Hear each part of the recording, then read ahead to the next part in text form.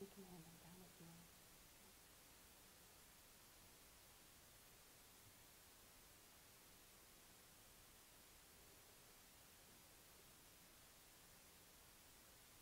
Good evening. First, I'd like to thank you for the opportunity to address the board and to give you an update on our project at Kimball Park. The historical overview of the fund drive started in 2015. My first address here at the school board was in 2016, 3 years ago. And we're a lot farther along than we were then. And we also got our first donation that night from Dr. Agress, which I'd like to thank you for again. The current overview of what we've done is it's been a multifaceted approach. Myself with the Gerald Dixon Committee, and we partnered with the North Broadway Neighborhood Association because they were seeking some new playground equipment there at Kimball to replace what was taken from Gunn when it went into private hands. And it was a perfect match for what we were trying to do.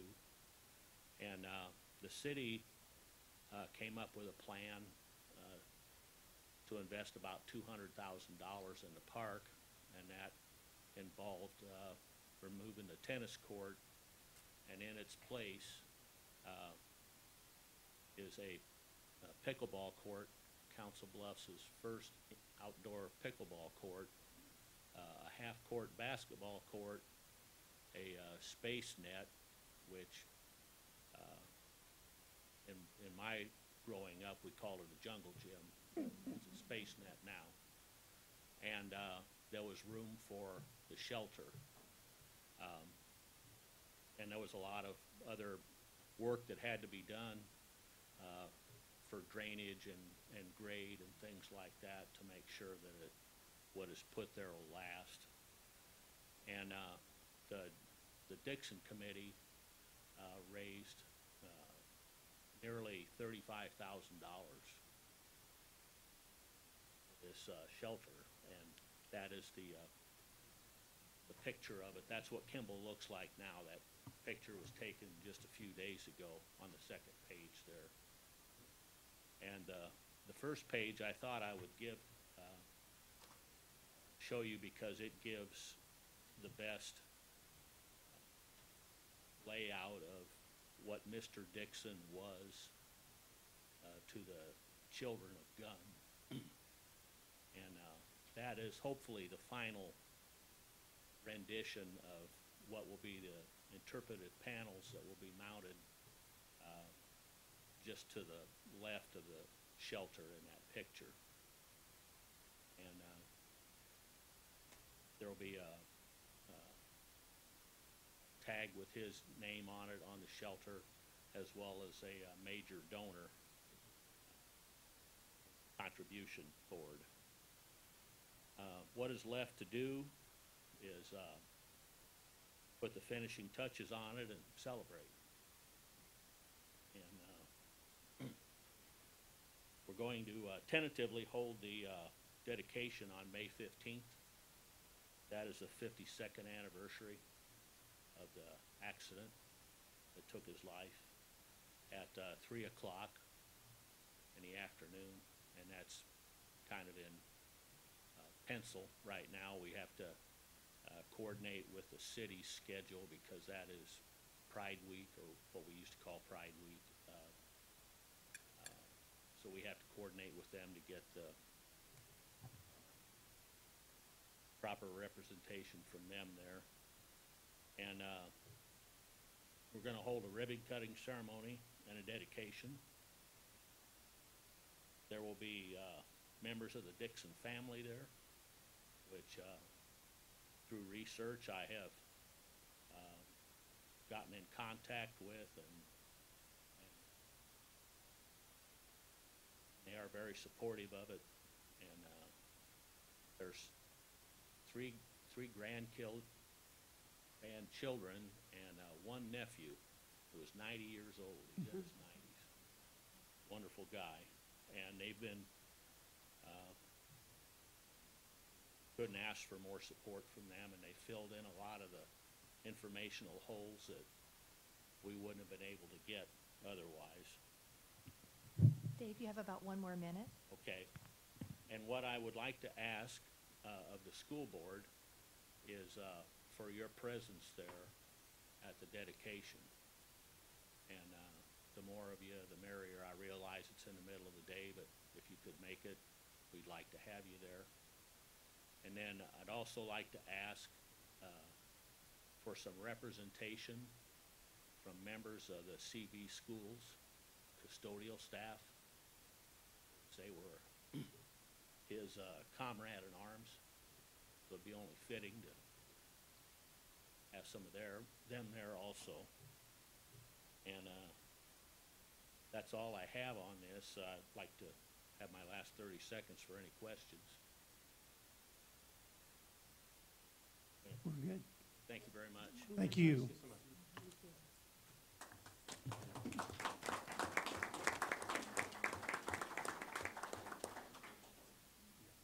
Yes, we also have a request. Are you Cynthia?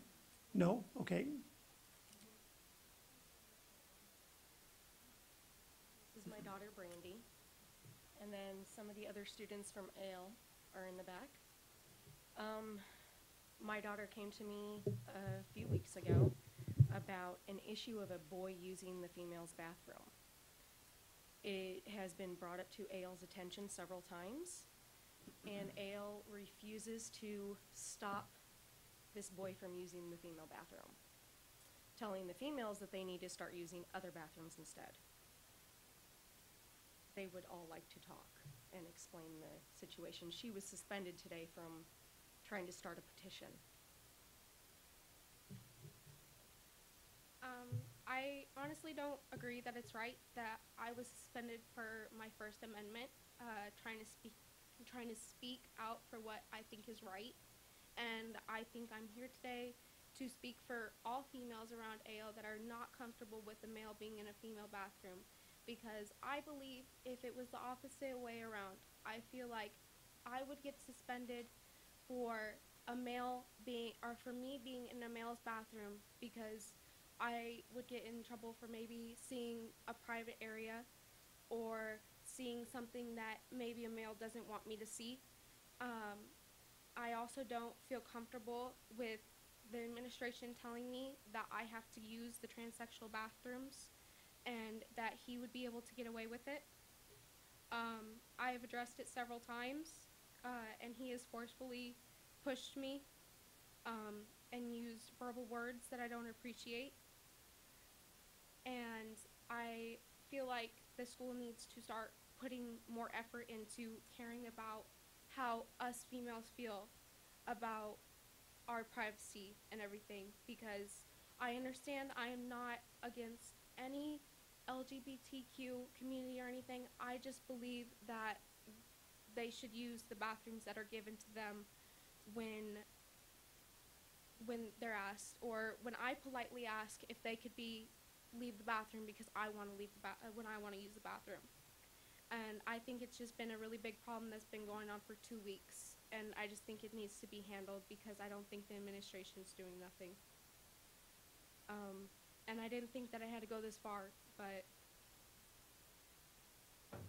and I know a couple other girls behind me want to speak, knowing that they're uncomfortable as well, and they want to put their input in it and share how they feel with you guys. Because I just, like, again, I just don't think it's right.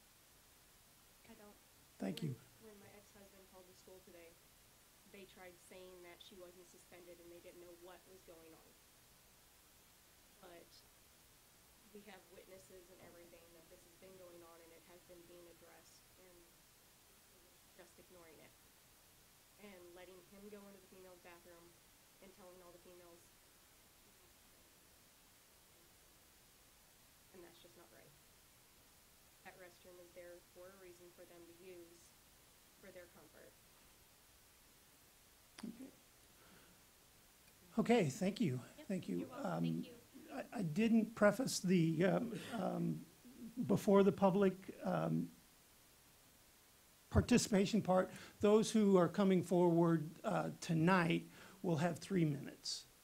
Those who call ahead of time and request time have 5 minutes. So that's why Mr. Van Houten had a little more longer, Okay, had a that's longer fine. time.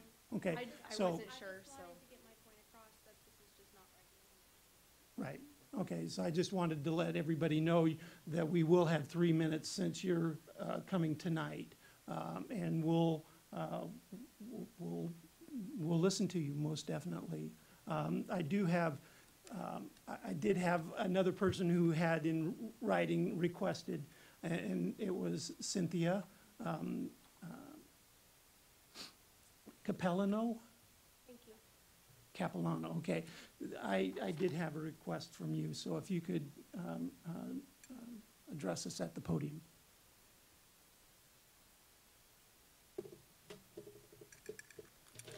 Good evening. Good evening. I'm Cynthia Salinas Capilano. I'm a student at Thomas Jefferson. I'm in the ACA program. I'd first like to thank the school board for their full cooperation in helping me secure a gender-neutral restroom at Thomas Jefferson.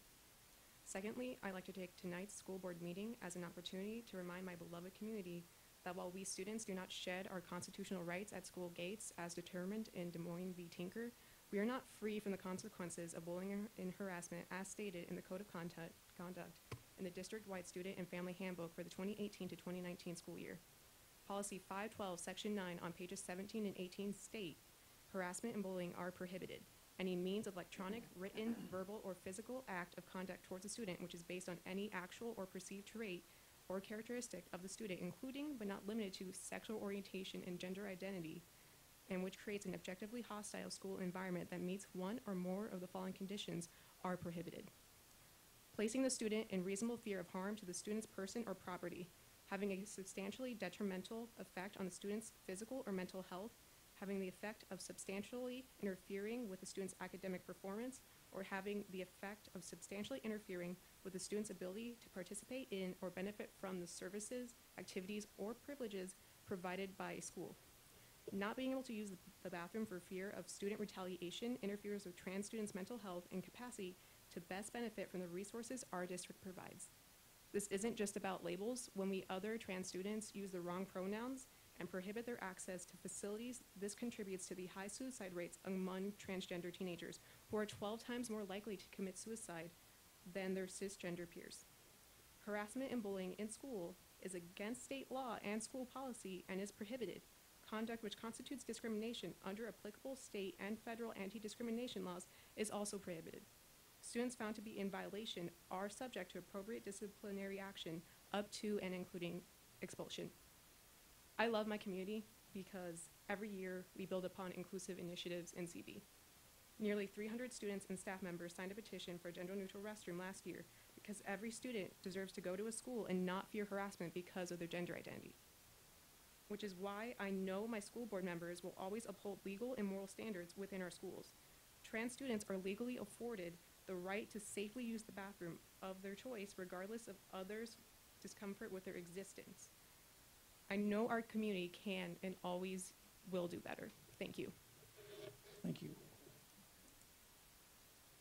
Is there anyone else ready to address the board?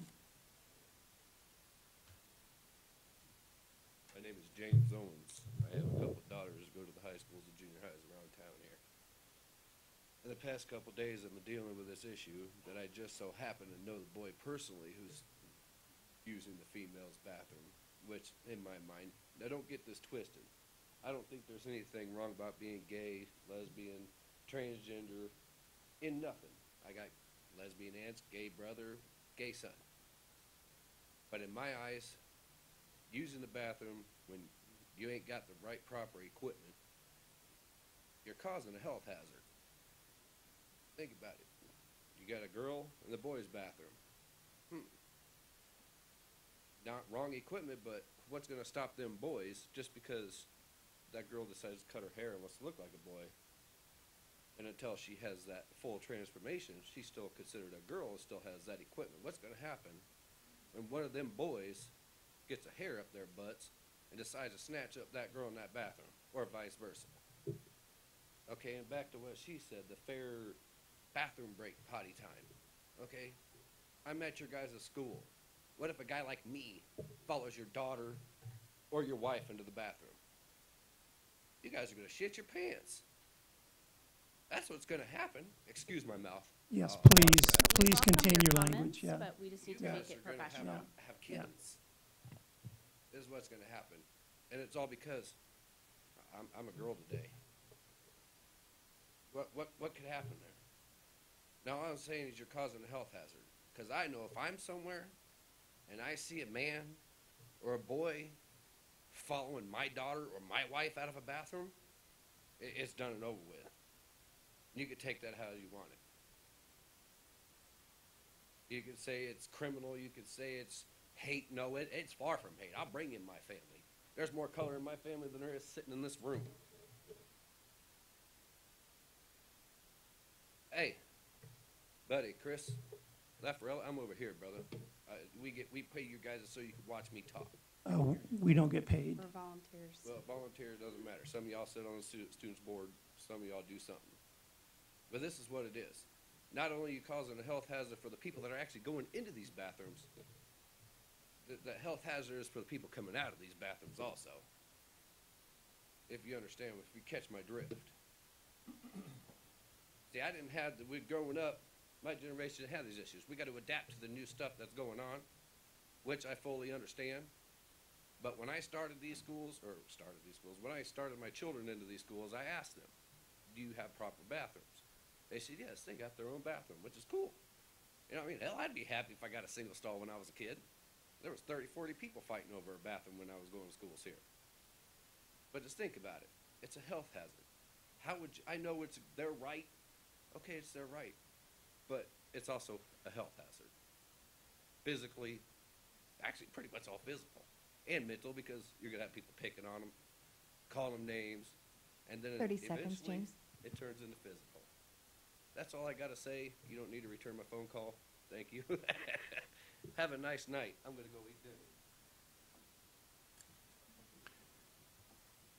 Those wishing to address the board, anyone else, please present yourself to the podium. And if you would address yourself to the board, state who you are. Hello, my name is Ella King. I go to Abraham Lincoln High School. I'm here with Brandy about this whole entire situation about a guy using the female's restroom. I find it crazy how we have to give up our privacy for a guy to use a female's restroom. Now, I'm not against trans guys. I'm not against trans females at all. None of that.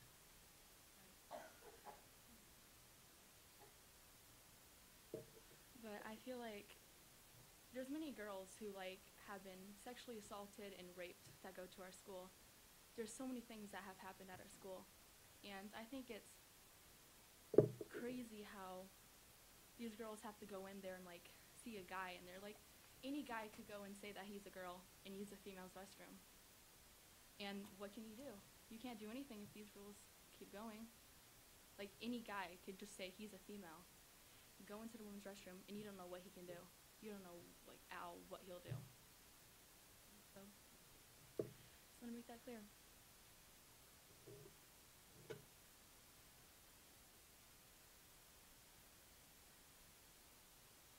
Anyone else? Please take the podium.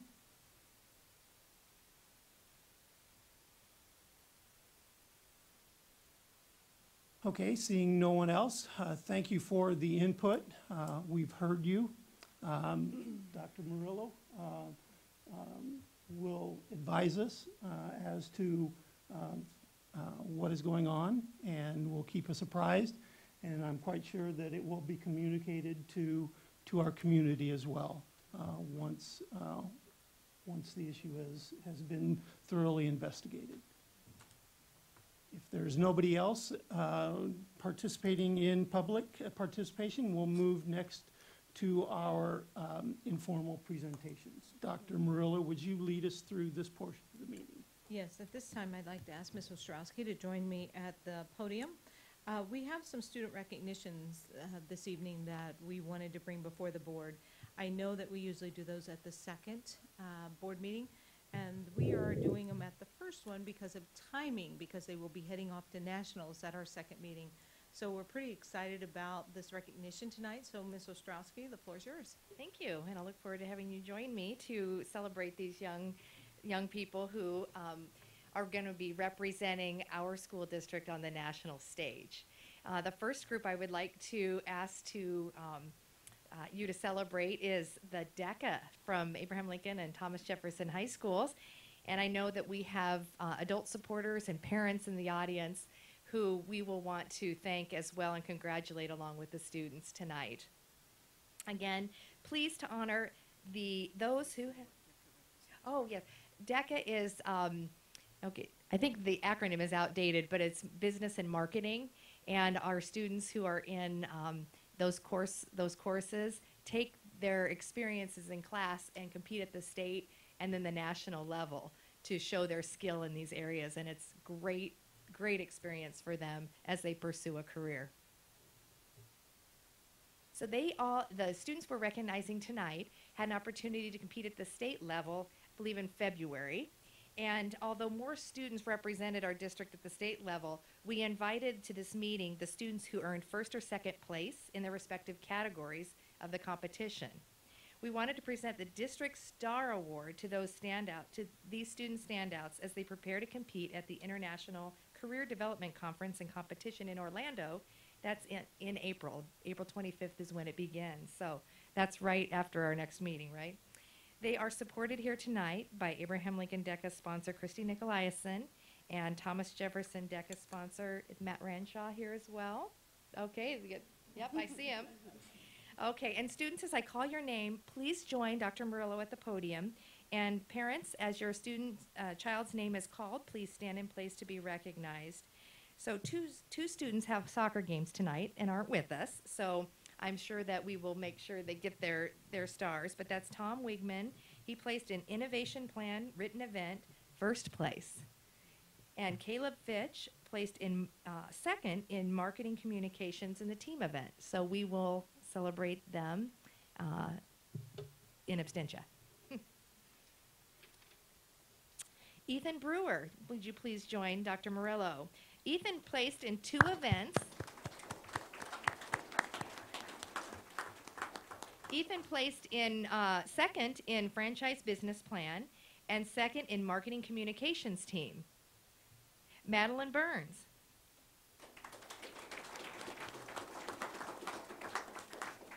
Madeline placed second in the Startup Business Plan written event with our next two honorees, her teammates, Abigail Olson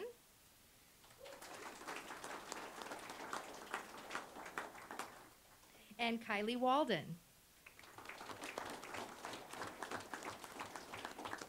Kylie also placed first in the Sports and Entertainment Marketing Individual event. Congratulations. All right, and last but not least, Ryan Woolsencroft placed in the Principles of Finance Individual event. Congratulations, Ryan.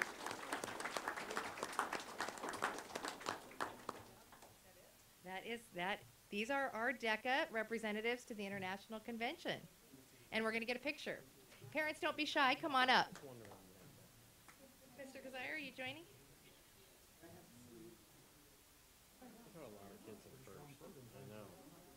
Christy? We're getting gear ready. I got a special insight. My son's one of these.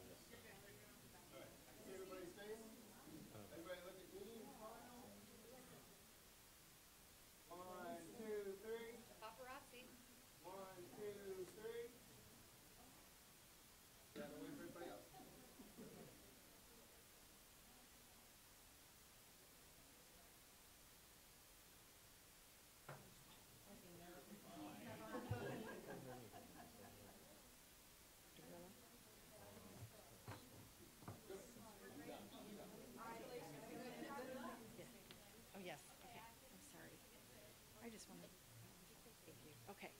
I just want to take a minute to thank our administrators who are here tonight for all their support for DECA in our schools, and to the board and to Dr. Murillo for realizing how important CTSOs are to students. Thank you.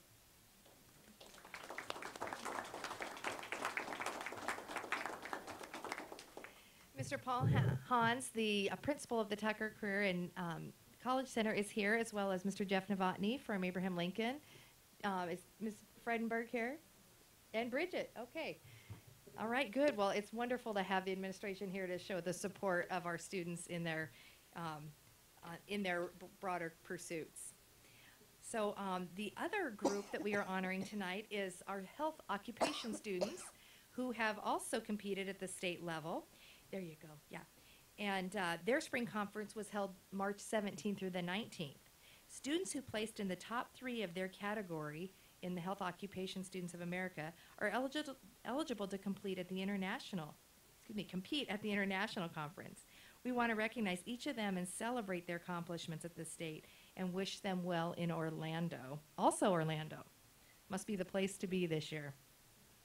They are all of our HOSA students are accompanied tonight by instructor Patty Pettit, and then again Paul Hans and our high school administrators who are here, as well as administrative assistant Beth Adams, who's a great support to the students, I know. All right, you know the drill. As I read your name, students, would you please join Dr. Murillo at the podium, and parents, would you please stand to be recognized for your part in their success. Thank you to the Council Bluffs Schools Foundation for all of our student recognition awards, as they are the sponsor for this great program. All right, Jessica Ventura, first place in dental terminology.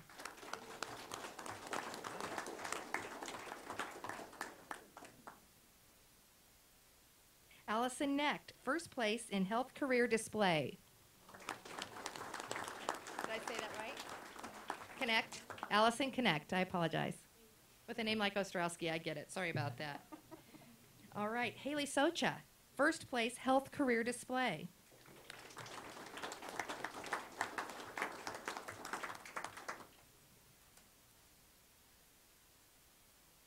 Okay. Reagan Phillip, first place in she has 3 categories. First place in home health aid, second place in HOSA Bowl, and third place in medical terminology.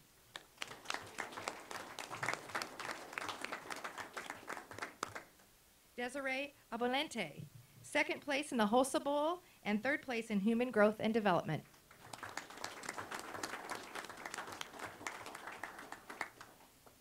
And accepting on behalf of Peyton Bernards is her father, because she is at soccer. So Peyton's dad. All right. Peyton received second place in the HOSA Bowl as well as third place in sports medicine. He looks like he belongs, doesn't he? All right, Emily Palin. Emily received second place in the HOSA Bowl.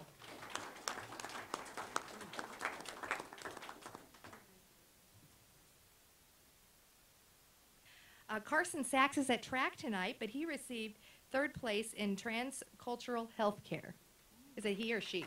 Oh, my apologies. Carson with a K. It's a she. All right. She is competing at track tonight. All right. And Kaylee Diamond, fifth place in medical photography. And she here tonight, or we'll make sure that Kaylee gets that. Okay. Well, congratulations to our Health Occupation Students of America International Conference attendees, and we expect that you will represent us very well. We'll be eager to hear. Time for a photo. 2 rows, maybe?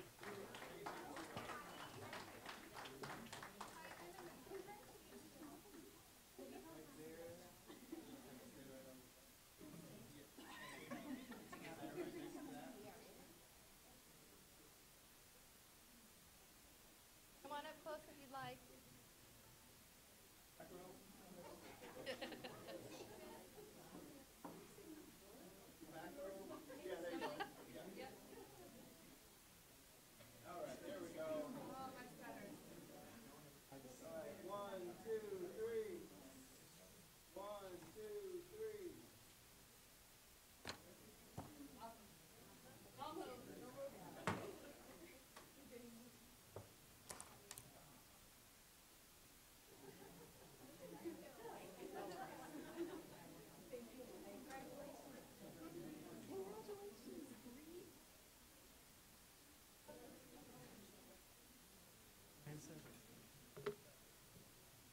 All right, we have one more special student to recognize this evening, and that is we have as our pleasure the opportunity tonight to recognize Thomas Jefferson Sr. Alexi Lakai. Alexi, would you join Dr. Murillo at the podium?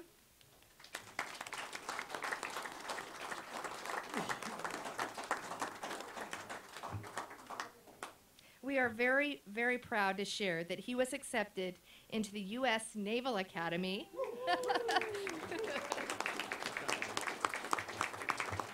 As you can imagine, this is quite an accomplishment through a process of nomination, application, and letters of recommendation. So congratulations, and we're looking forward to seeing your success in the future.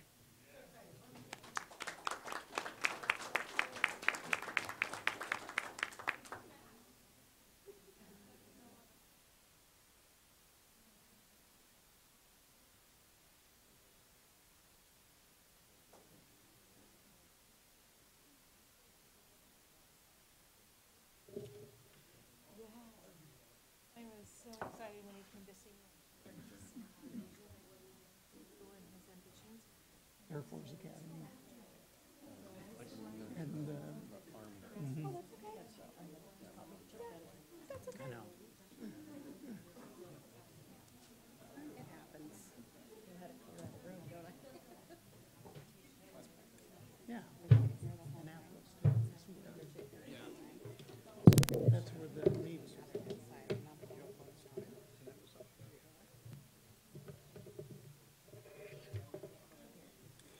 Well, it's always a good and appropriate time to recognize our star students. So thank you very much for taking this time out of your evening to recognize those students who have achieved more.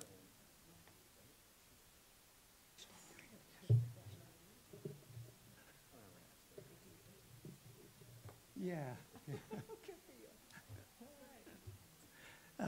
Next up, Dr. Murillo, would you introduce the members at the podium? Yes. Thank you so much. And thank you for allowing us to have that opportunity to celebrate our students' success. Next, we have an update on our career and technical education. We're pretty excited about this update we're presenting to the board tonight. Dr. Borthman will be, and we're not sure why we have a little bit of ballooing going on. But Mr. Fringer, are you okay over there? You think we're going to get it? Supposed to be blue. No. We did have some struggle, though, during practice. Yeah.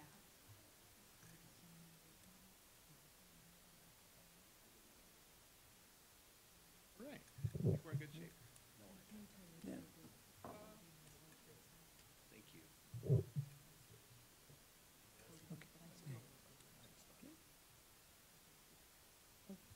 And Dr. Borthman, the floor is yours. Thank you, Dr. Murillo.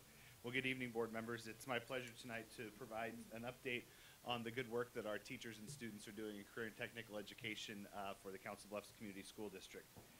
Tonight, my presentation will focus on 3 key points. First of all, I want to highlight some of the outstanding student recognition and honors that our students have earned, some of which you have seen tonight. Secondly, I want to take an opportunity to share with you some enhancements that we are making for our career and technical education programming for the 1920 school year, and then finish tonight with an update on some progress that's been going on in our TradeWorks academies at Abraham Lincoln and Thomas Jefferson high schools. So first I want to bring to you tonight some snippets from a few of our career and technical education areas. What I'm going to share with you certainly is not all inclusive of the great work that's going on by our kids in career and technical education, but I did want to call out a few things that I think are definitely notable and give you an opportunity to celebrate along with me the good work of our students and our teachers in CTE. You may know that students at Abraham Lincoln and the Cyber Patriots computer science group did very well this year. They were able to compete at the Cyber Patriot Open state competition, and we had our first and second place teams in the whole state of Iowa, so that was a great accomplishment. along with the junior ROTC group that also placed third in their state competition. So some great things going on in computer science, both at Abraham Lincoln as well as the work of Denise Hogue at Thomas Jefferson as well. Our journalism program, which is also in our career and technical division, had a great accomplishment as well. The ALHS newspaper Echoes. You can't see what I'm seeing.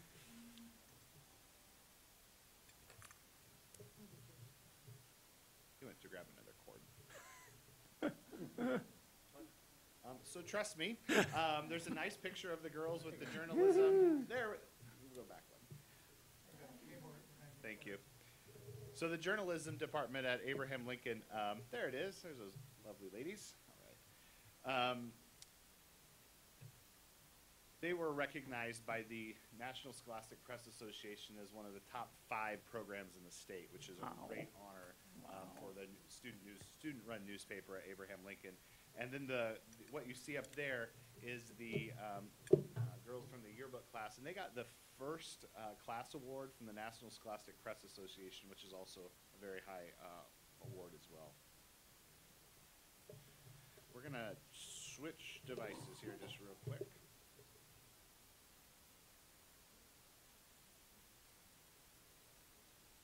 Thank you. Thanks, Mr. Fringer. As you saw tonight, we were able to honor some students who participated in the DECA program, or the Distributive Education Clubs of America program, which, as Diane said, has to do with marketing and business applications. But we had a group of students from both Abraham Lincoln and Thomas Jefferson who worked with Advanced Southwest Iowa, which is an economic development engine in the county, and they actually developed a marketing plan for Potawatomi County and presented it, which was a really cool, authentic opportunity for our kids to extend that DECA into a real relevant and authentic application. And as you saw tonight, we had 7 national qualifiers for DECA, which is a huge, huge opportunity for those students to get to go out, work with other students from across the nation who share the passion that they have for business as well, and really have a once-in-a-lifetime opportunity to make that big trip and experience kind of the excitement that comes with a national conference of that nature. Our health science kids, you saw tonight, we had some that were recognized for HOSA, but I wanted to draw special attention to something that we're very proud of because it's representative of the superintendent's vision to ensure that all students graduate with a high school diploma and another credential. And that is that this year, all of our students in Health Science 3-4, and their CNA have achieved the vision of 2 pieces of paper. They all received either their CNA certificate or their credential in Stop the Bleed. So it's a huge, huge accomplishment. Yeah. Those CNA students also have been prepared exceptionally well by Mrs. Parrott and Mrs. Pettit. They had over 95% pass rate on their state certification exam, and from what I hear, that's no easy walk in the park. So they are well on their way to a career in healthcare. So we're very proud of them and the work that they've done this year. In industrial technology, I'm going to touch on a little bit later on when we talk about the TradeWorks Academy, but I did want to give you just a snapshot of some of the work that has gone on this year. And our students at the Tucker Center were able to appear in a promotional video for Truck Center, which actually is a nice springboard. Their message is a nice springboard into what we're going to talk about a little bit later in the TradeWorks Academy. So I want to share a 30-second commercial with you.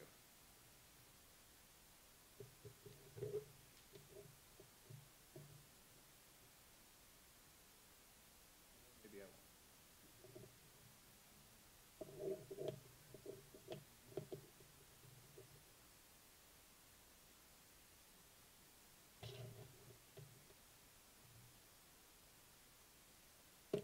Apparently I won't. In this video, these gentlemen talk about how they can't imagine sitting in class for 4 years, and how that they found their passion in a shop, and how that there's a great career ahead of them in the automotive industry, and that the demand is great, and that they have been using technology such as you would find in a garage since they were 3 and 4 years old, and they're ready for this opportunity that is about to come to them. So great opportunity for our students to that was the one right there. Great opportunity for our kids to get up close and personal with what that next step and that next of their journey might look like when they leave our high schools. Corey, where is the commercial? Is it local? Is it? It's for the Truck Centers company nationally. Oh, wow. The truck centers are located, the original Omaha, used to be Omaha Standard, became Truck Right. Center, is located here in Omaha, but they're across the nation. That's So, awesome. that's promotional video. 3 of our kids, they did a really nice job. Very cool. And I'll share that in Friday notes so you can have the link and listen Okay. to it as well. So I apologize for the technical deficiency there. Will that be then on the district's website too, so that we could, Ski that, and we have to have permission from the business. well, but I mean, that's But we can the ask them. question we certainly can ask ask. them. Yeah, you betcha. Yeah. So I want to share a few enhancements for next year, some really things that we've been working on to make sure that students have an opportunity that's unparalleled to any other place in the region. And 2 of our programs next year are moving to Iowa Western Community College. And this is a great way for us to maximize the resources that we have in current technical education, partner with our allies at Iowa Western Community College in the academic division, and we will be able to utilize both the culinary arts and the health science laboratories next year for students in their juniors and senior years at Iowa Western Community College. And we have redesigned the culinary arts program in the junior and senior year so that students who go through that program can finish their 18-hour culinary arts certificate program at Iowa Western and automatically join the workforce. And we are this close to having a certified pre-apprenticeship opportunity along with that program as well. So thanks to the good work at Iowa Western Community College as well as the U.S. Department of Labor, we are closing in on making sure that that is going to be a reality for our students. We are also working on health science. We already have a great health science program, but we believe that this opportunity can take it to the next level. We're looking for ways to have that program also expand into pre-apprenticeship opportunities as well, so that students have an opportunity to get out into the workforce and get credit for that training that they're getting both in the field and in the classroom. The second enhancement that we're making next year is we are expanding the multimedia program that is currently at the Tucker Center. This program will allow students to continue to use the broadcasting equipment that we have down at the Gail Wickersham Stadium, but also the new video display that was installed at the Abraham Lincoln Fieldhouse. So by moving that to Abraham Lincoln, we'll still enable students from both high schools to take advantage of that program, but we'll be able to bring it to more kids at the home high school location. And they will also be partnering with our journalism instructors at both Abraham Lincoln and Thomas Jefferson to continue to bolster kind of that 21st century move of media from print onto online, and really provide a rich experience for all of our students in multimedia development. Lastly, tonight, I want to share an update on the work that we've been doing with the Trades Work Academy, because as you well know, in Council Bluffs, trades work. A couple things that I wanted to point out specifically tonight. The first is I wanted to highlight the great work of our instructors at Abraham Lincoln and Thomas Jefferson. They have done yeoman's work in totally redesigning curriculum, identifying equipment that had to be ordered, living in spaces that are not always the cleanest because they're in construction. Kids are safe, don't worry. But it's not an ideal situation, and they're doing it with professionalism, and we can't thank them enough for the hard work that they've done to make this a great program for our students next year.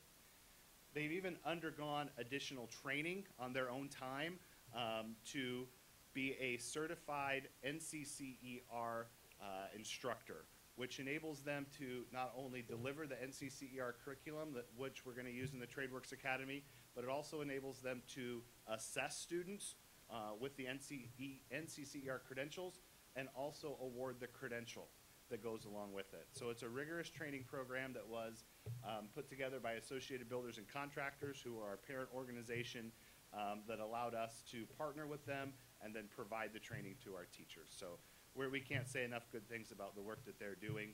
In addition to that, we have also hired 2 new teachers to be part of the TradeWorks Academy, bringing our force to 4, 2 at Abraham Lincoln and 2 at Thomas Jefferson. And I can tell you that we're very excited to have both of those teachers on board. They both come with great experience And we're excited for the partnership that they'll bring to our current teachers as well. I just wanted to give you a short update. I know that Stacy Pettit had shared some information in Friday notes about the quarterly construction update, so I won't rehash what she's done, but just to remind everyone that we have a construction project going on at Abraham Lincoln High School. This phase of the construction right now is much more intensive at Abraham Lincoln, and you remember phase 1 was much more intensive at Thomas Jefferson. So I wanted to share just a few photos from the inside of the building that were not redundant to Stacy's. This is a picture of if you were standing in the lab and you were looking back toward the main part of the school. This is where the technology center used to be. So this will be the expansion of that facility. They're putting up the brick corridor that you can see in the back that will separate the walkway from the rest of the classroom. And this is Mr. Fee's classroom. You can see that he's hanging in there. Due to construction, he actually has temporary walls on both sides of his classroom. The side of the classroom that faces the old technology center and the side of the classroom where the automotive will be. So he's got a confined space, but they've moved equipment, and he's done some shifts in how he's teaching a few lessons. So they're tight, but from what I hear, easy to manage. And this is the exterior of Abraham Lincoln, where there were a few parking stalls along the back side of the building. They have poured all the footings there, and they will be getting ready to put up block walls this week for the automotive bay that goes on the outside. Likewise at Thomas Jefferson, we are under construction there, although much of their work is going on the exterior right now and not on the interior. This is a picture of that Mr. McGurran sent. He used it as an opportunity to take all of his kids outside, and they worked alongside of these people pouring cement for the footings, and from what I understand, quizzed them down on how they were doing it and what they were doing. And so he's really tried to make this as much a learning experience for the students as they've been going through the construction as possible. And then I'll just leave you with, not to forget, that coming August 2019 is our TradeWorks Academy that will be open to freshmen. Preliminary enrollment numbers indicate that the classes are full for TradeWorks 1 and 2, which is a great first start. We cannot be more excited about the reception that we've received both in our community, from our parents, as well as folks in the community who are interested in funding the project, and most importantly from our students who see this as an opportunity for them to pursue something that they're interested or even passionate about as truly a worthwhile and viable career for them once they leave our schools. So at that, I would leave you with any questions you might have tonight.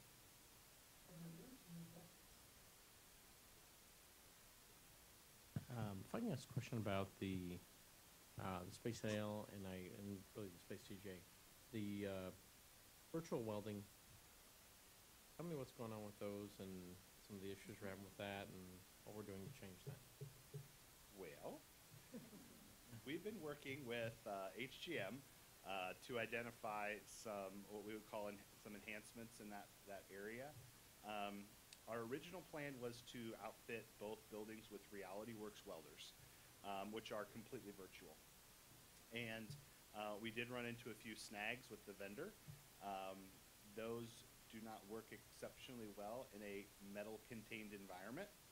So we worked with both the vendor, and then we also worked with business and industry to identify what components should be in that curriculum to make sure students are ready to jump off into that certificate program at Iowa Western. And what we were able to do was return the RealityWorks welders, and they shipped us new simulators that will be put into those welding bays along with Miller-Matic welders. So students will also have a simulated environment that they can practice on and an actual welder.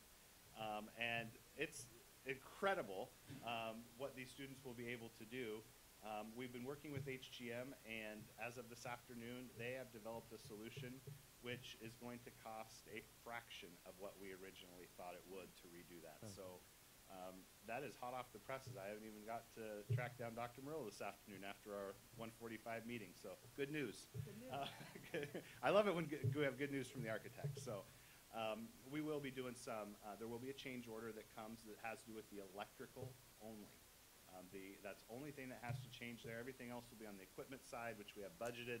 There'll be a change order for the electrical upgrades, and the configuration of the ventilation, the architect fees that go along with that. But it will be much, much smaller in terms of effect to the budget. So do we feel that, I mean, I've gotten into some conversation about those, that's why I was kind of surprised we got those in the first place, and maybe were we advised on We've those? had Do we them have for a those? while. It was- So this is the second year that we've had the Reality Welders. We originally purchased them 2 years ago with the RPP grant. So the Regional Planning Partnership was awarded grants for them, and so that's what we started with. We were generally satisfied with what they were able to do because we had real welders at the Tucker Center. So as we got into it, that's where we wanted to land because they were much more inexpensive.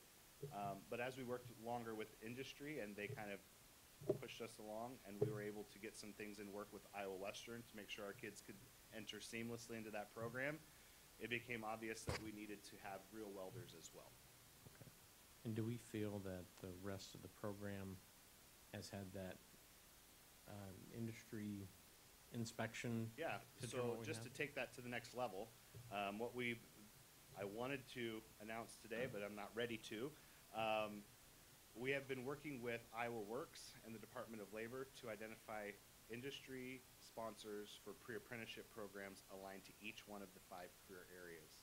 So we're doubling down on making sure that the competencies that we're teaching in that program are aligned to the competencies that business and industry are wanting, so much so that they're willing to sign off on them and say, this child, this student is ready for entry into a registered apprenticeship. So absolutely, and then some. Very good. And I have one more question. When we were in one of the ISP conventions years ago, there was I think it's a Rock City, I can't remember which one it is, that has this phenomenal metal fabrication plant behind their school, and they great things, and they make money, and they fund things within the growth of their kind of school, and essentially the kids run a small business there. Is that a weird thought for us down the road? I don't think it's a weird thought for us. We've kind of put our eggs in the basket of making sure that we provide the foundational skills for kids in their freshman and sophomore year, and then utilizing the leverage that comes with the community college, the junior, senior level. I will say, however, that if you are at Jacketbacker, which I hope all of you are, Saturday night, you will see many things from the TradeWorks Academy for sale, and I hope you get into a bidding war. Because I have my eyes on one of the foldable picnic tables that is a bench on each side and a picnic table, and I already picked out the stain for it. So I'm not going to say which one it is. I don't want you bidding against me. But yes, in fact, the TJ Kid also built a 10 by 14 shed, the one that was the backdrop for the governor's visit. That building is also, almost all of the material was donated for that, and it's been sold. So it'll be almost entirely profit for the program. Very good. Okay. Thank you. Any other questions from the board? I have one thing I'd like, Mr. Hans. Paul, would you stand, please, so we can recognize you too also for your work? I can tell you that Paul and Dr. Borthman have done some incredible work with organizing this, creating the partnerships, ordering the equipment, following through and following up on the plans and working with Stacy. Just the opportunities our kids are going to have. I can't be thankful enough for all of the hard work that they put in, attention to detail. And we'll soon be bringing a next level up with maybe a new partnership that we're going to forge with the Avenue Scholars. I had the opportunity to meet with them. And Dr. Borthman and Paul are going to follow up on that meeting for me also. So thank you very much for your work. Thank you, Paul, for everything that you've done to continue this. We appreciate it. Thank you. And our next report for our student achievement is an update on the middle school IB program. Melissa Chalupnik, I hope I'm getting closer to saying it correctly. We'll start our presentation and introduce our guest. And I'm always excited when I have teachers join us, and especially when we have students join us. So, Melissa, the floor is yours. Thank you. Good evening. Good evening. we're pleased to provide you with an update of our middle years program, specifically the community project. But first, I'd like to share where we are in our candidacy process. Both middle schools applied for authorization on April 1st, with authorization visits to happen the following year in fall and winter, so next year. And included in the authorization is assuring that all components of the program are in the process of implementation, and that includes the community project. During this first year of early implementation of the community project, we're concurrently creating curriculum that goes along with it, so we can have a goal of full implementation in 2020-21 of our community project. Now I'd like to introduce our middle school IB coordinators, Erin Eckholt of Wilson and Sarah Seelock of Kern, who will share what the community project is and what it means to our students, why we engage in the community project, how it builds on our primary year's exhibition at 5th grade, both its similarities and differences. And lastly, you'll hear from 2 students about their experiences with the community project.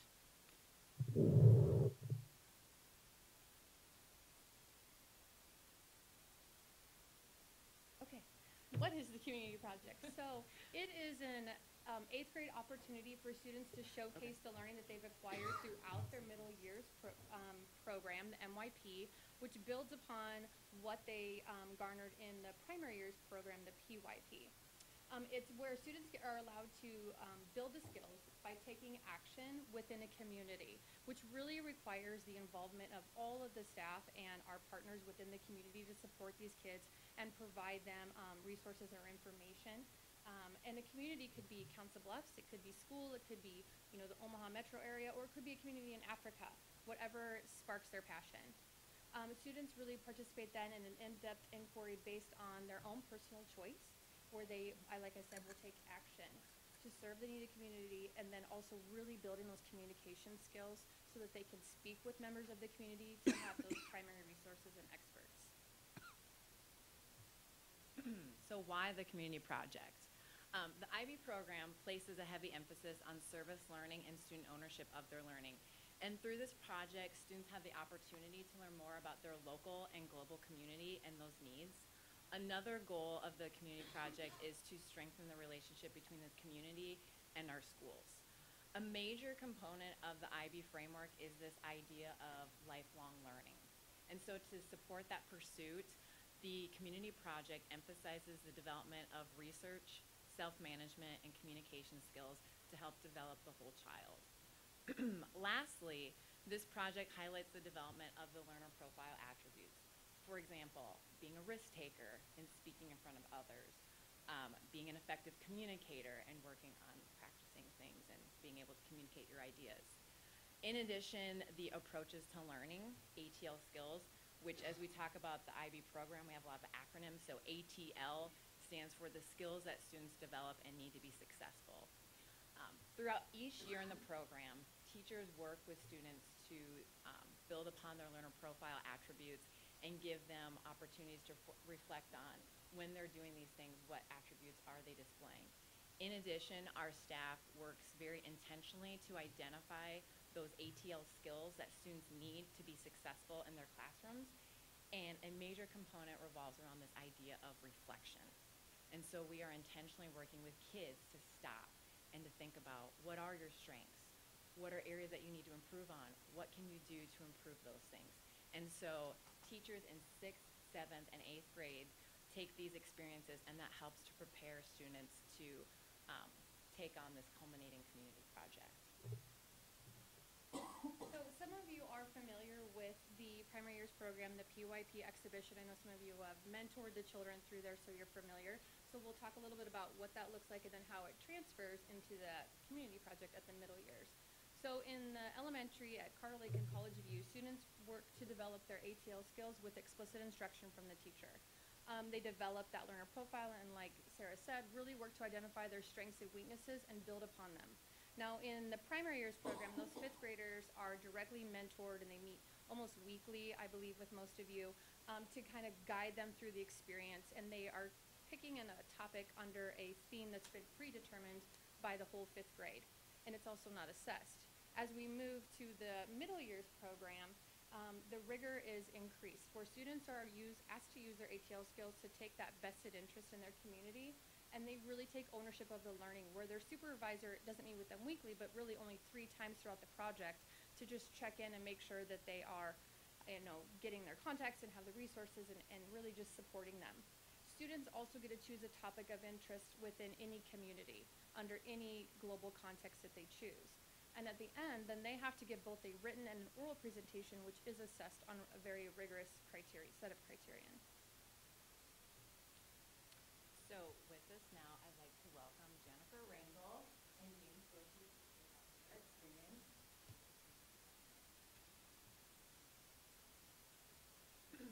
So how has the process of going through the community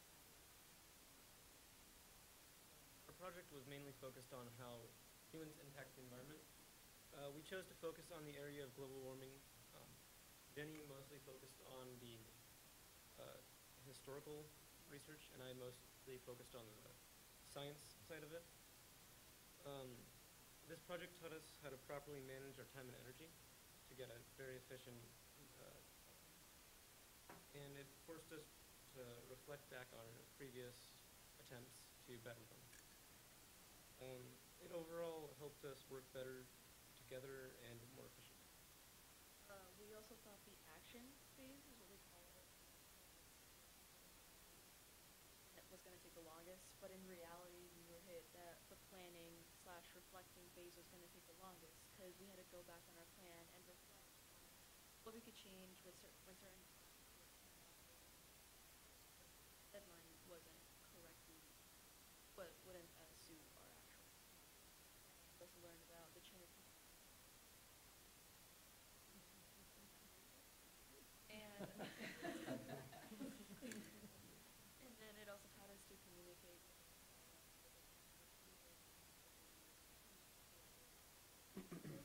whether it be with email or setting up an appointment to talk to them.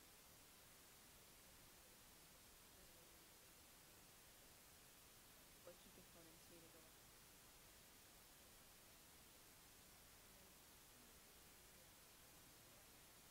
Since since I work, since I have a job now, I have to plan and reflect during my days and see what I actually spend my time on, whether it be cutting down time on my phone or organizing my plan on how much time do I have to do my homework or whatever.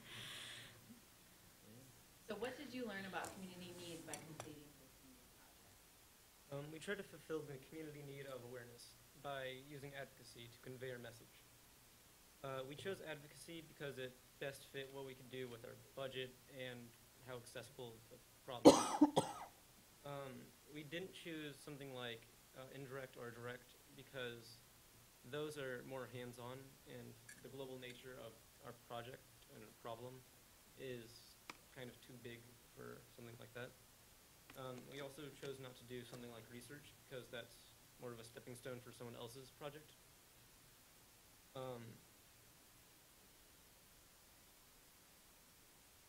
How do you think these projects have impacted the community? Well, we already know from a first-hand point of view it already has. Mm-hmm. There was a student at our school that actually made a club, a Take Action club inspired by our teacher. His mom is my art teacher. So she talked about me about this years ago and told me that she really just wanted to go out there and make a positive change in the community.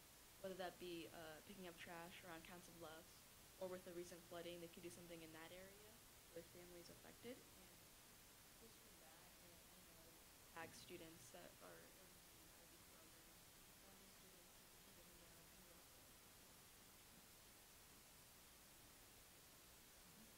Thank you. Thank you. Thank you so much. I do want to take a moment to thank Mrs. Kazmarchak and Mrs. Newman, principals at Wilson and Kern, as well as Sarah and Aaron for all their hard work in guiding this project, and especially Jennifer and James for being here today, and to their families, both here and watching at home. You made them proud. Thanks so much. And although we're early in our implementation, we will be inviting board members to our sharing sessions, and we can share that through Friday notes, and I'll give those to Dr. Murillo when we're ready. We would welcome any questions. You both are very well spoken. I mean, I'm blown away at your ability to get up in front and speak. It's very impressive. Well, thank you very much. Thank you for coming. Thanks.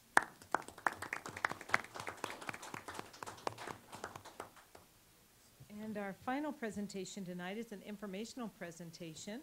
And Dr. Vorthman will be joining me back at the podium to provide an update on the Special Education Action Plan.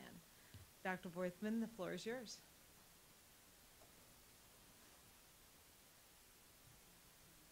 Thank you, Dr. Murillo. It's my pleasure tonight to provide an update on some of the important work that we're doing around improving outcomes in the special education department. Joining me tonight is Dr. Glenn Fortmeyer.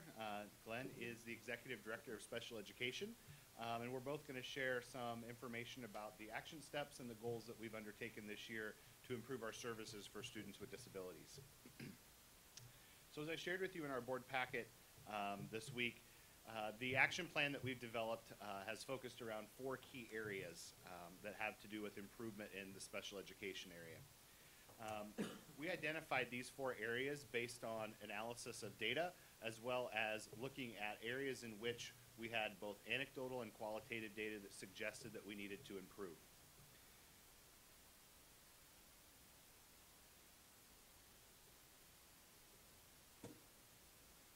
A heck of a night for technology, isn't it tonight? Thank you for your patience. I appreciate it. The 4 areas that we're going to talk about tonight are increasing academic achievement, efficiency, compliance, and practices and procedures. So the first one tonight has to do with academic achievement, and Dr. Fortmeyer is going to share some information about that. Good evening. Good evening.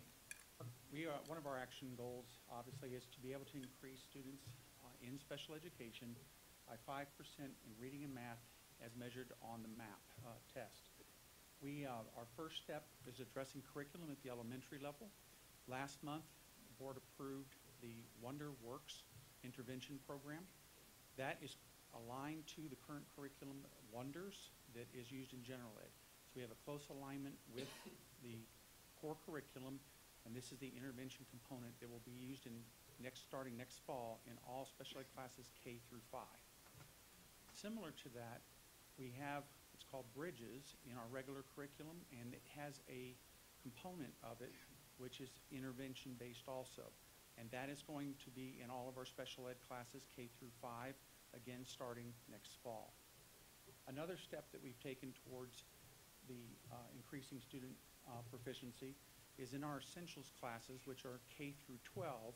We have shifted our research-based model, moving from a present level performance model and building on that to going to what's called standard-based grade level model. And so what we're actually doing is teaching the concepts at the highest levels, whatever grade they're at, and then we reach from both directions to accelerate the learning and increase performance as rapidly as we can for the students. We also have a program, a pilot, that has been in place for about a year and a half. We've seen good success at both middle schools on this program. It is, in a year and a half, we've had students that have grown in almost 3 years of their reading grade level equivalency. It's a small pilot group. We will continue next year to see that growth from 6th to 7th to 8th grade. And that's another step towards in our action plan. In our realm of professional development, secondary teachers, special ed teachers are required to be able to teach content, and so we have developed content training for our special education teachers. They receive coach instruction on 3 professional development days this year.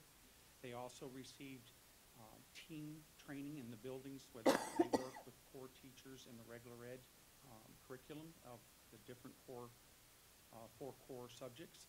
They had There are job-alike days in which they did training in content as well. And then the teachers also get to go and meet with coaches for their individual and small group training in content areas. And just as a note, elementary, they operated with our regular instruction in core content areas at the building level. Then as far as evaluating the district's implementation of the multi-tiered system called MTSS, special ed staff's going to be joining the regular ed staff as we do a district-wide evaluation. That begins also this coming fall. The second goal was really about maximizing efficiency and making sure that we are utilizing every dollar as appropriately as possible. And so a couple of the action steps that we've undertaken to achieve that goal were to look at how we staffed specialized special education classrooms. Currently, those are staffed on an allocation basis, meaning that a classroom automatically gets a certain number of teachers and a certain number of paraprofessionals to operate the program.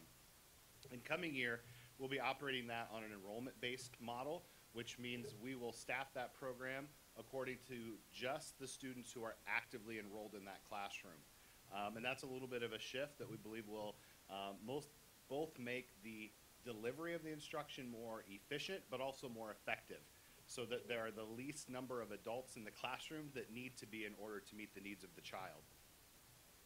Secondly, we've been looking at ways to maximize the decision-making process that IEP teams engage in when they're determining the level of support that a student might need. And so we've developed a matrix that helps identify the intensity and the duration of services needed for students and whether or not they need one-on-one or some type of adult support.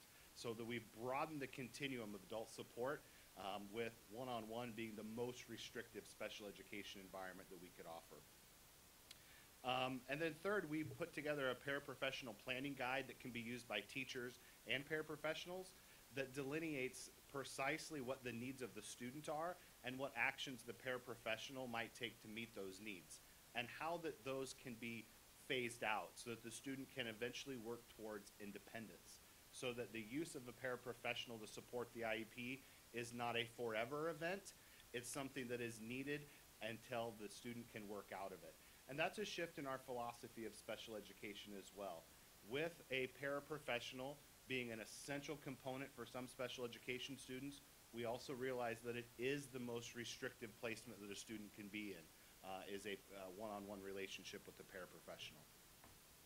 And then lastly, we've reorganized some of the duties in the special education department to make sure that we had the supports needed both at the building level and at the district level to maintain continuity and consistency in the delivery of our services, but also in accountability for the services that we're delivering. And so as you noticed, Mr. Bartlett will be moving into the Assistant Director of Special Education role next year. We'll be utilizing his expertise to make sure that we're able to serve as a liaison with the buildings to make sure that IEP teams have the resources that they need and that we're able to troubleshoot programs more effectively as they become an issue.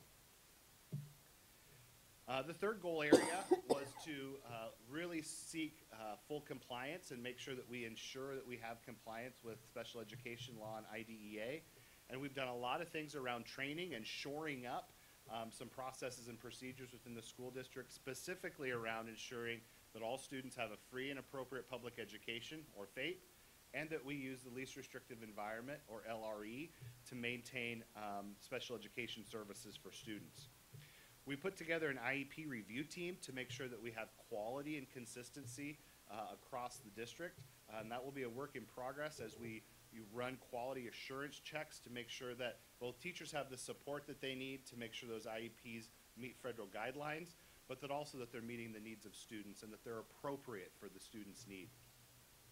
Third, we've revised the protocols for data collection and to make sure that we had high quality data that was getting into our system so that we could get high quality data out of our system. And we've shored up that through a procedures guide that helps identify specific data elements and how they should be reported with corresponding definitions that go along with them. We've also, Dr. Fortmeyer and his team put together a flip book. It's really a data or a procedures guide for administrators and special education leaders around some of the most important topics for administration in a special education program. And we took a day and trained all of our administrators on how to use those procedures. Then Dr. Fortmeyer and his team spent 3 days training high school, middle school, and elementary special education teachers, and now they're starting to push into buildings to train individual building staffs about how to operate the special education department within the context of the building as a whole. And then lastly, we've revised the continuum of service so that we have fidelity of implementation around interventions with students, so that we're not skipping over steps in moving kids too quickly to a more restrictive environment unless we have data to suggest that they've been resistant to the intervention that preceded that. And then lastly, we are paying close attention to many of the issues that are hot right now around seclusion, restraint, and exclusion of special education students. And as Dr. Murillo has noted many times, we were in front of this at the very beginning of the school year, providing training to our administrators and behavior consultants around a revised framework for use of seclusion and restraint. We trained all of our administrators and behavior consultants on how to use that, how to report it, and how it could be used in an IEP situation. We've also conducted quarterly reviews of that data to make sure that we were able to identify hotspots or areas that needed additional support so that we could adjust our procedures as we went to make sure that we were responding to the needs of buildings and students. And we also implemented a district-wide behavior response team that is a real-time access for buildings or students that are in a crisis situation and need immediate support to be able to identify how most efficiently help a student get back to a normal as possible routine in their educational setting. And then Dr. Fortmeyer most recently has been developing a revised set of criteria to help us phase out seclusion and restraint so that we will only be using it in the most severe emergency situations that have to do with the safety of a student. And while this is a generally accepted practice across the state of Iowa, it's very clear that there are things that we can do to minimize its use and effect in our school system, and we're committed to making that happen in the coming school year as well. So those are the big 4 areas that we're focusing on. This is not a plan that will happen this year.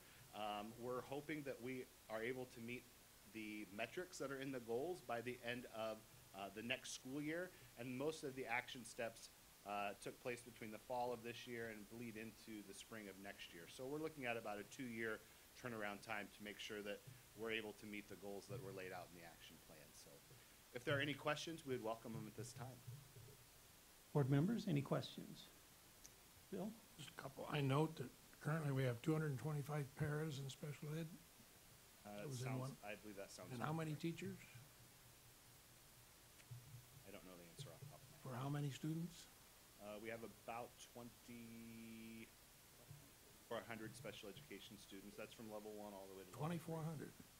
Those 2,200 paras, the 224 paras are not just for special education. We have, that also composes of pre-K, which have very tight guidelines from the feds on what we have to have in those staffing. And then there's library aides and some of the other positions like that are in that count. Anybody in that job category. It's really about 208. So paraeducators, they're not specialized in special education, is that correct? Many of them are. The majority Are all of the ours. paras in special education certified in special education?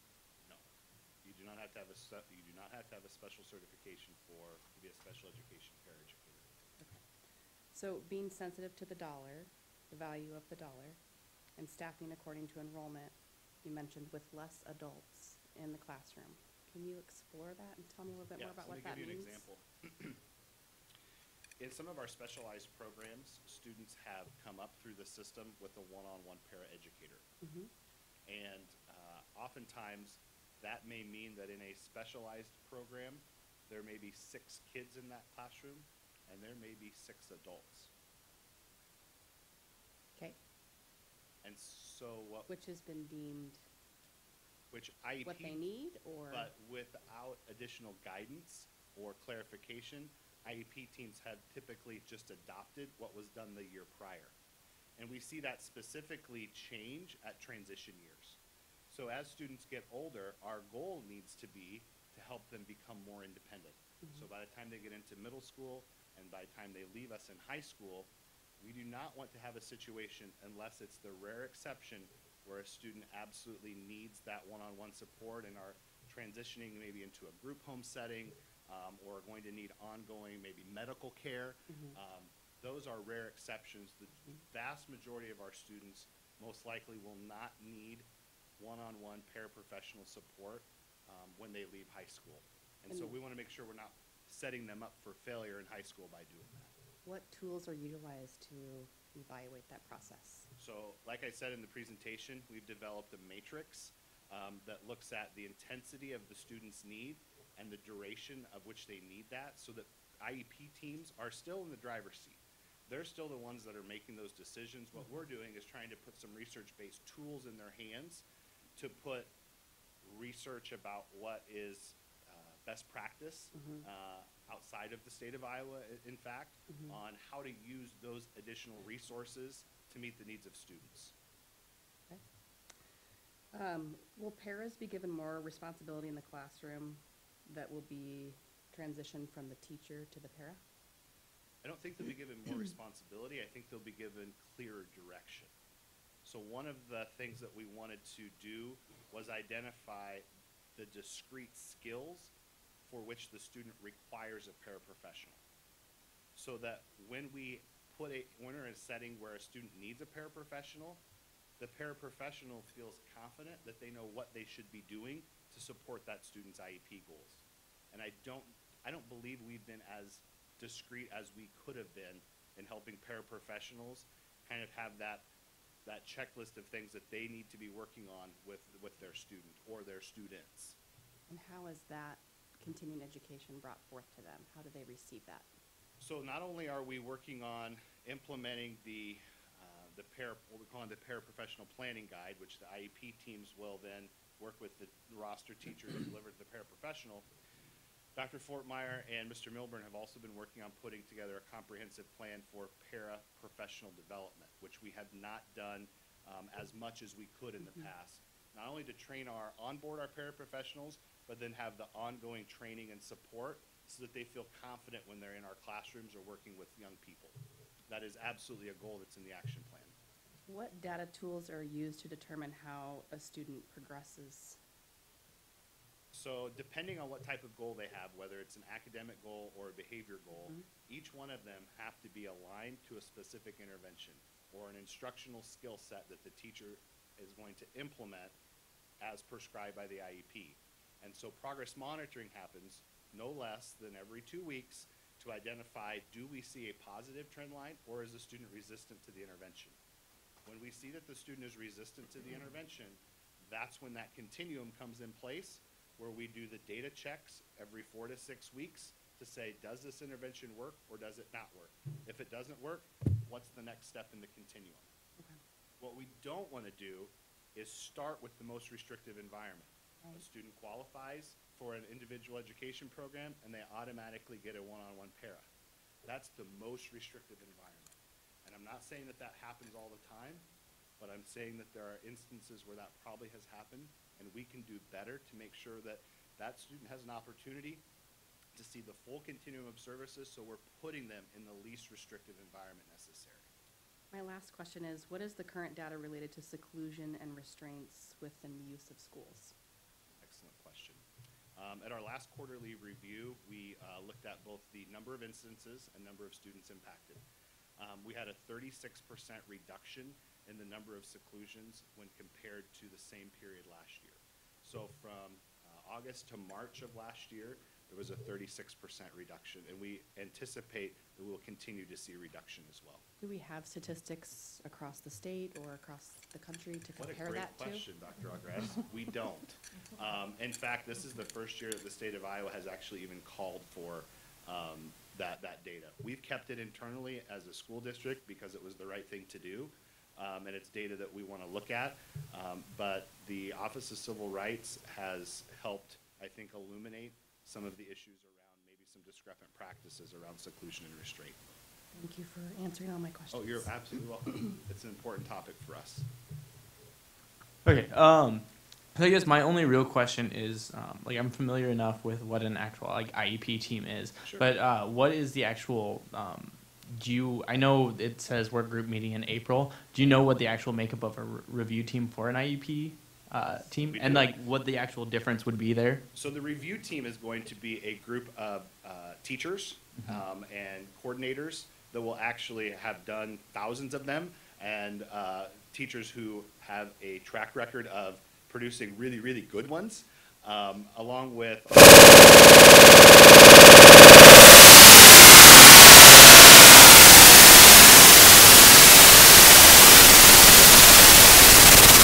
what we need to do to support teachers so that they feel empowered to be able to put a good product in front of an IEP team. So would the review team be the same for just the randomly selected across the whole district, or would this be separate people doing like the review team process, like 3 different groups of review teams, or just like one core group? We're planning to start with one review team. Okay. Well, you, I noticed we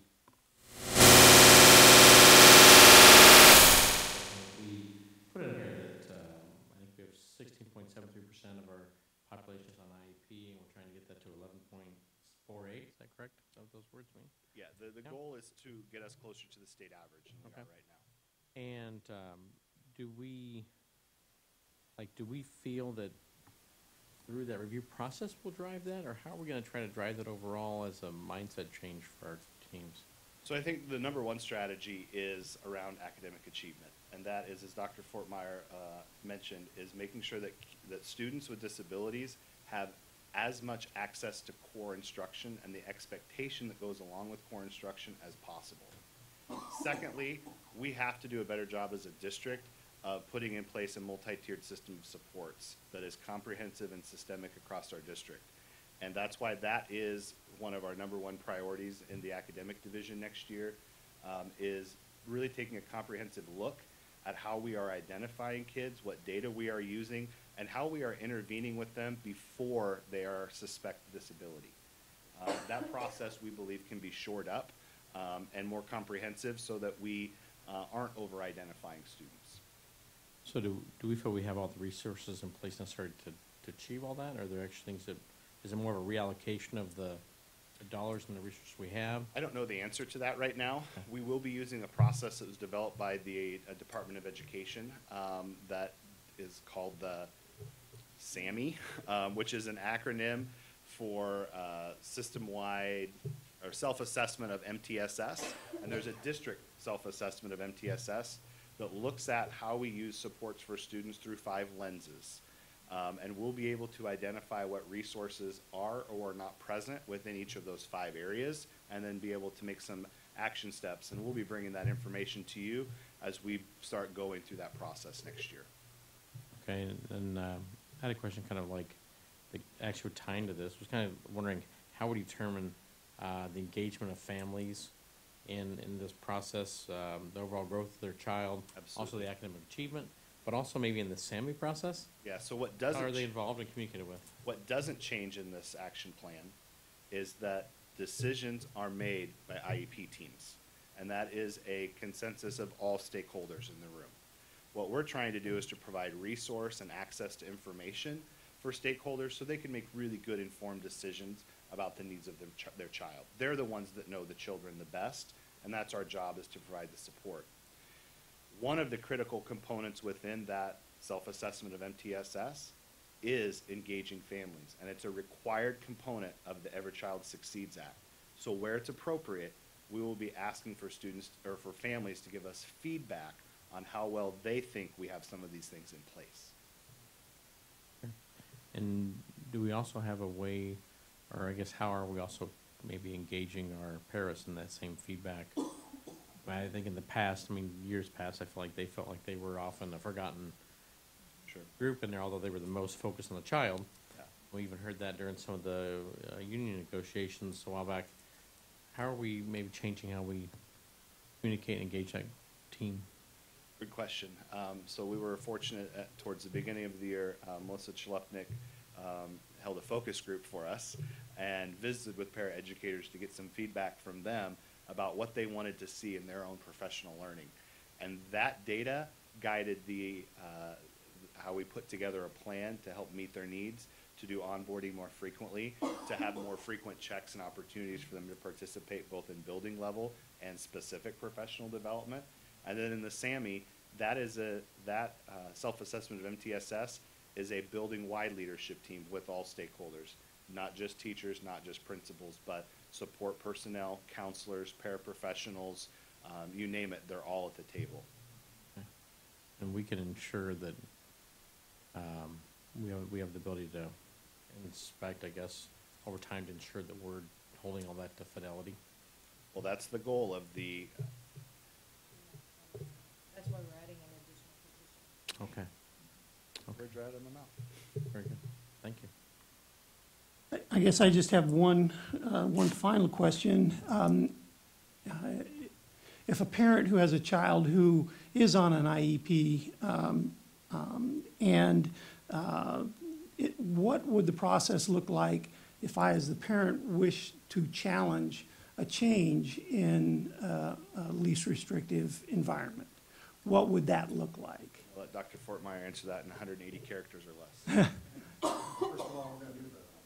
First of all, we're going to keep the IEP meetings going to try to come to a consensus. We don't want to ever leave a meeting where we're just saying this is what's going to happen and you're going to take it. Now, if we can't come to a resolution that everyone agrees on, then there is an actual state and federal formal process. They would go to an informal conference with the AEA and talk that way. They can go to mediation if it continues from there. It can go to an actual hearing with a hearing officer if it goes up the line. They could take it to go to court if it was something that they felt like we were violating a student's rights. Obviously, we're going to be doing everything we can to keep the conversations going about what the focus on the need is. Parents have a lot of power in their decisions and for what's best for their kids, and we respect that. And it's about trying to make sure that they just have all the information that we can deliver for a sound delivery of what the kid needs, and then they feel comfortable with it. Okay, thank you. Thank you. Okay, That concludes our presentations. yes. Next up, we have resolutions to dispense with. First off, the resolution to appoint a paying agent, bond registrar, and transfer agent. Is there a motion? Move to approve Bankers Trust Company of Des Moines, Iowa to serve as the paying bond registrar, and transfer agent, approving the paying agent, bond registrar, and transfer agent agreement, and authorizing execution of the same. Second. Motion and a second. Any discussion? Do we want to provide maybe an explanation of There you go. Yes, I was. this resolution, as well as, looks like the next 3 resolutions are related. Yes. Thank you, Mr. LaFerla. These resolutions are in alignment with our next steps for being able to issue the bonds, and they are required by law for us to have the board approve them. And the first one being the Bankers Trust, who we would pay. The second one is about that our bonds will be tax-free, which will also assist the district with lowering the interest rate for borrowing. And then the disclosure is that we as a district are committing to disclosing any information that might change within the district. And then authorizing the assurance means that this is our final step, that we're asking the board to give us permission to issue the bonds and begin that time clock of the 2 years of dispersing those funds. Thank you. So they're all related, and is there discussion around the resolution? Hearing none, we'll move to the vote. Mrs. Ostrowski, would you please call the roll? Dr. Agress? Yes. Mr. Arthur? Yes. Mr. McGlade? Yes. Mr. LaFerla? Yes. Mr. Grove? Yes. And Mr. Kazire. Yes, and the motion is approved. Next up is the resolution for the tax exemption certificate. Is there a motion? I'll move that we place on file and approve the form of tax exempt certificate for the general obligation bonds. We have to file it. Yeah. Second. We have a motion and a second. Any discussion? Hearing none, we'll move to the vote. Mrs. Ostrowski, would you call the roll for the tax exemption certificate? Mr. Arthur? Yes. Mr. LaFurla? Yes. Mr. McGlade? Yes. Mr. Grove? Yes. Dr. Ogres? Yes. And Mr. Arthur? Oh, I already called you? Yes, Mr. Kazire. Yes, and the motion has been approved. Next up is the resolution regarding the continuing disclosure certificate. I can do this one too, so I'll move that we place and on file, or we file and approve the form of continuing disclosure certificate for the general obligation bonds. Thank you. Second. We have a motion and a second. Any discussion? Hearing none, we'll move to the vote. The resolution is to approve the continuing disclosure certificate. Mrs. Ostrowski, would you please call the roll? Mr. Arthur? Yes. Mr. McGlade? Yes. Dr. Ogres? Yes. Mr. LaFurla? Yes. Mr. Grove? Yes. Mr. Kazire. Yes, and the motion has been approved. Finally, we are authorized, the resolution regarding the authorization issuance. Just be it resolved, the Board of Directors authorizes the issuance of general obligation school bonds, Series 2019 of the Council Bluffs Community School District, State of Iowa, in the amount of $27,500,000 and levying a tax for the payment thereof.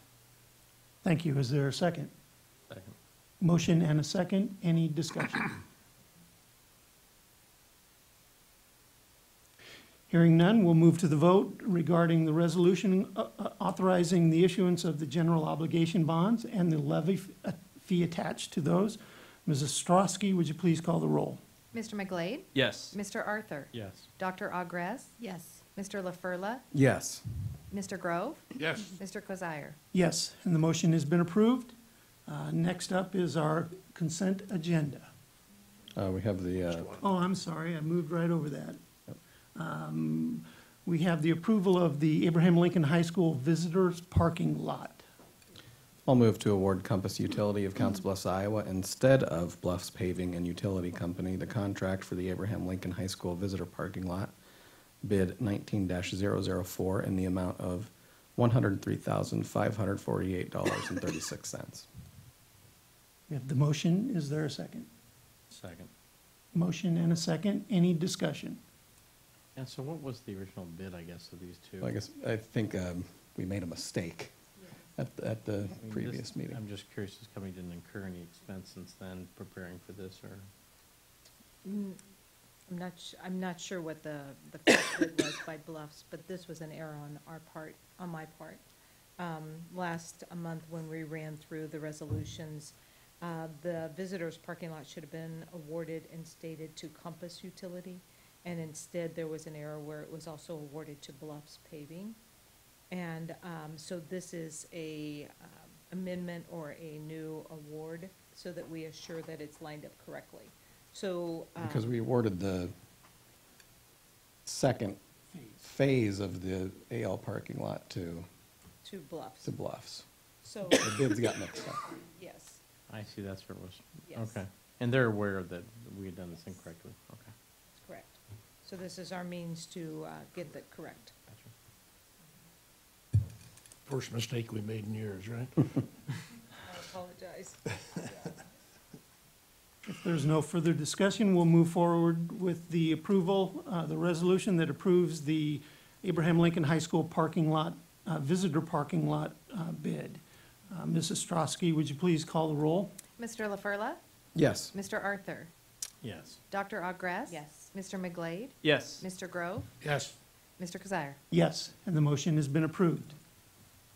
Dave, before we wrap up, I'd just like to make a comment about the public participation tonight.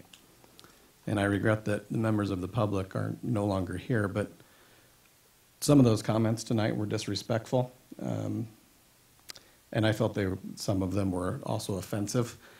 And I know that we'll continue what will be a difficult discussion for the board, and I would just encourage all of us to do that in a way that's productive and respectful, and that respects the dignity of all students. And specifically, at the very least, when we need to recognize that when we are referring to individuals' identity, that we do that in the way that they want us to. I think that as leaders, we have an obligation to model that behavior. So just wanted to say that. Thank you. Right. Next in our resolutions, we have the consent agenda where we are approving personnel actions. Is there a motion? Move to approve the consent agenda as presented. We have a motion. Is there a second? Second. Motion and a second. Any discussion? Hearing none, we'll move to the vote on the approval of our consent agenda. Mrs. Ostrowski, would you please call the roll? Dr. Ogres? Yes. Mr. McGlade? Yes.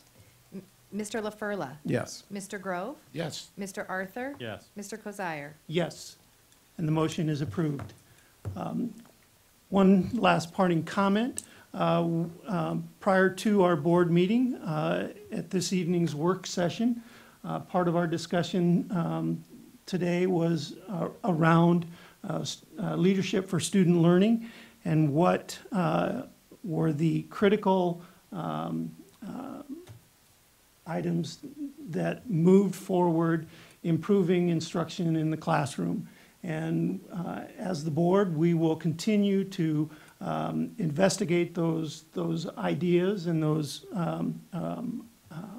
ideas that promote strong instruction in the classroom, and that we're going to be looking for ways to engage our students more, and as Mr. Arthur commented, how we can engage our community more by possibly bringing in